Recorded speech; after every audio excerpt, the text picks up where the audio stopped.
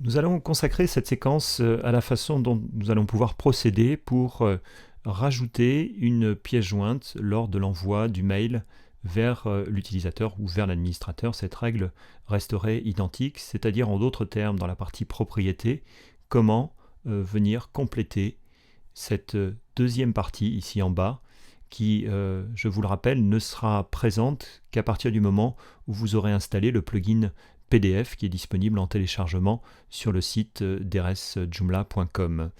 Donc une fois que ce plugin est installé, nous voyons cette partie-là. Et pour déclencher justement le fait qu'on puisse joindre un fichier PDF, eh bien c'est tout simplement la réponse ici oui, vous l'aurez compris, que nous allons choisir. Ensuite, cette partie basse, alors le file name c'est tout simplement le nom du fichier que vous allez pouvoir mettre. Et ici, nous pourrions par exemple mettre forme contact et préciser tout simplement que dans ce fichier PDF, il sera inscrit le nom de l'interlocuteur. Donc si jamais je reclique à nouveau dans cette zone, eh bien je peux faire apparaître le nom dynamiquement. Donc vous voyez qu'il me rajoute ici une virgule et je vais pouvoir préciser ici PDF. Ensuite, il va falloir que je m'occupe de la partie structure de ma page. Alors pour cela, je vous invite à prendre soit votre bloc-notes, soit éventuellement un éditeur de page HTML, ou en tout cas quelque chose qui est plus soit destiné aux gens qui connaissent déjà le code HTML ou ceux qui auraient un petit peu de difficulté par rapport à cela. Eh bien des outils comme Dreamweaver par exemple vous permettront via une interface visuelle de venir rédiger cette page de façon un petit peu plus assistée, un petit peu plus aidée.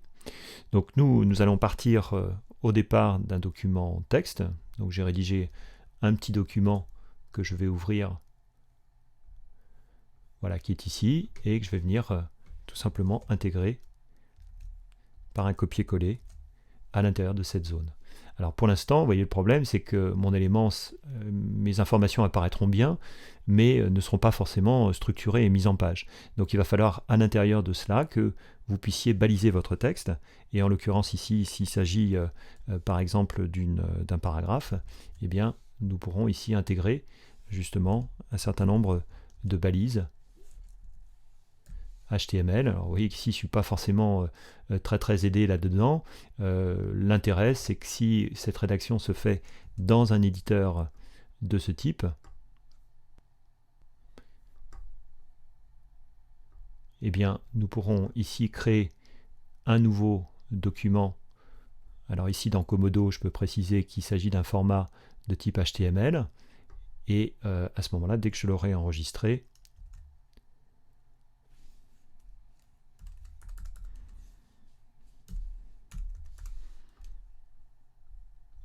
je vais mettre cela sur mon bureau, .html. Je colle ensuite mon code, et donc l'intérêt c'est qu'ici, voilà, je serai aidé dans la syntaxe, je serai aidé également dans le balisage avec des vérifications de syntaxe qui peuvent se faire à l'intérieur justement de cette interface. Je vais ici changer également l'accentuation des caractères spéciaux.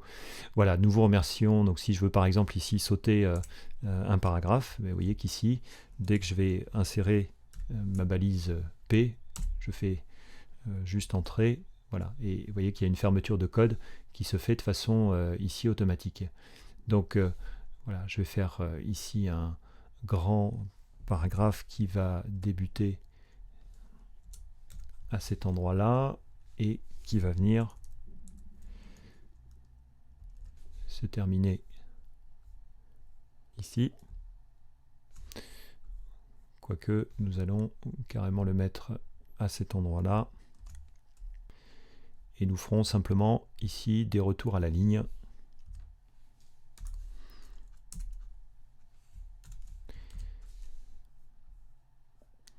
Alors pour gagner un peu de temps, je vais copier ce code et je vais venir le mettre à chaque fin de ligne.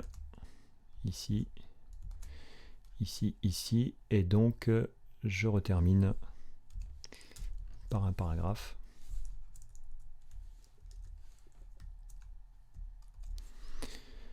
Voilà, donc là j'ai la structure de mon document HTML, donc je vais pouvoir reprendre ce code et venir ensuite le copier. Je retourne dans mon interface et je remplace le texte existant. Va me manquer maintenant les valeurs que je souhaite dynamiquement récupérer. Donc eh bien là, nous avions déjà traité ce thème dans une séquence dédiée justement aux valeurs dynamiques que nous pouvions récupérer des zones saisies du formulaire. Et bien ici, nous allons récupérer la valeur du nom, la valeur de l'email. Ensuite, là où les méthodes de contact par les services, c'est tout simplement ici le choix qu'il aura fait soit par mail, soit par téléphone, soit par le biais de la newsletter. Alors ce que vous pouvez faire pour vous faire aider, c'est cliquer sur Memento des containers, ce qui vous permettra de voir comment justement vous avez ici nommé les champs. Alors si j'ai un doute justement sur ce champ-là, je vais pouvoir l'effacer. Je vais pouvoir ensuite le sélectionner ici, et je peux par un glisser-déposer, vous voyez, le mettre à cet endroit-ci. Donc je fais la même chose pour la date.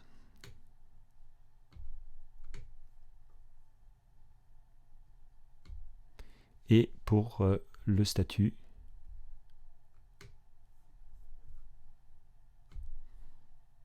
Voilà, et donc à l'issue de cela, eh bien, vous pourriez enrichir les éléments par des mises en forme, des feuilles de style, enfin des styles locaux hein, à l'intérieur de votre PDF, de façon à pouvoir rédiger quelque chose de structuré, quelque chose d'esthétiquement réussi.